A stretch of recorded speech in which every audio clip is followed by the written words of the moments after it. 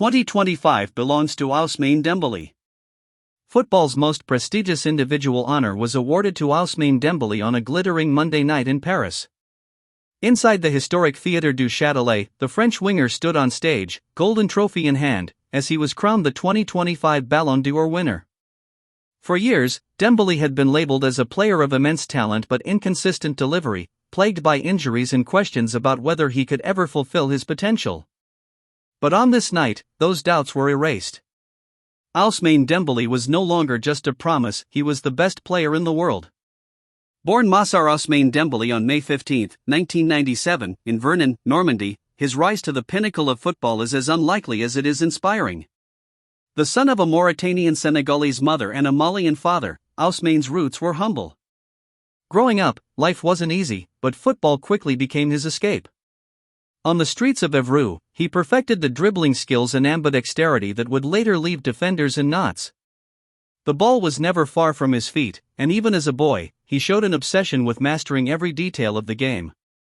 He took his first structured steps in the game at Madeleine Évreux before joining Évreux FC 27 and, later, Rennes Academy. By 2015, he had made his professional debut for Rennes. In his very first Ligue 1 season, his explosive pace, dazzling footwork, and eye for goal stunned French football. He scored 12 goals in 29 league appearances and was named the Ligue 1 Young Player of the Year.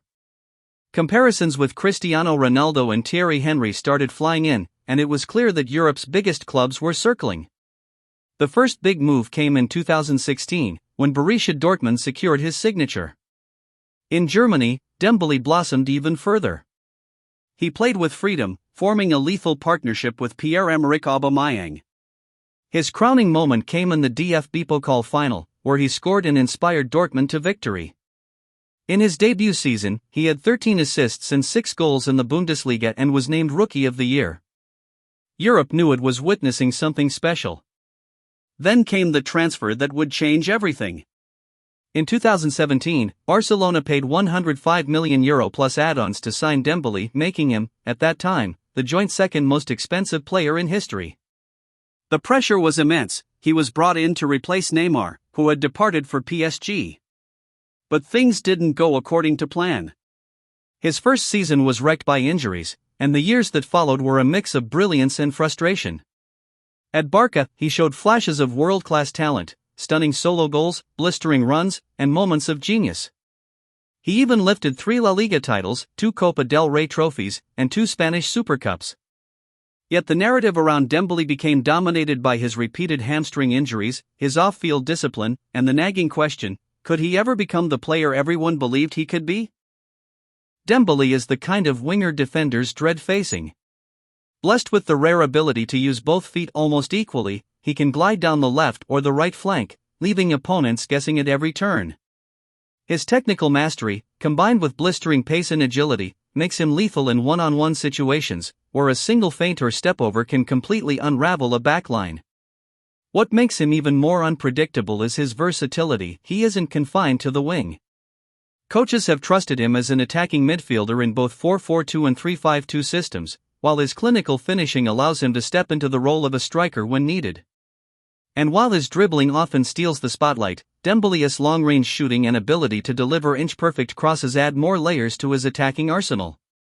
Former teammate Andrés Iniesta once praised him for his game-changing qualities, and it's easy to see why. At full speed, with the ball seemingly glued to his feet, Dembélé doesn't just play the game, he bends it to his rhythm. Whether it's launching a counterattack from deep, cutting inside to unleash a rocket with either foot, or creating a goal out of nothing, he embodies the modern forward, fast, fearless, and devastatingly effective. By 2023, a new chapter beckoned. Dembélé left Barcelona for Paris Saint-Germain in a €50.4 million deal. For some, it was a homecoming, a chance for him to reset in France. Few could have predicted that this move would reignite his career and propel him to football immortality. In Paris, wearing the number 10 shirt vacated by Neymar, Dembélé thrived. The 2024-25 season was nothing short of historic. He played 49 matches, scoring 33 goals and assisting 15 more. He was the beating heart of a PSG side that finally did what so many thought impossible. They won the Champions League, ending the club's long, agonizing wait. Alongside that, PSG secured Ligue 1, the Coupe de France, and the Trophée des Champions, completing a domestic and continental quadruple.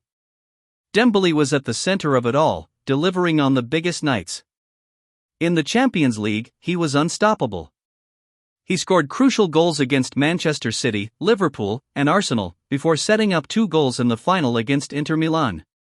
His record-breaking 12-goal contributions in the competition cemented his reputation as PSG's talisman.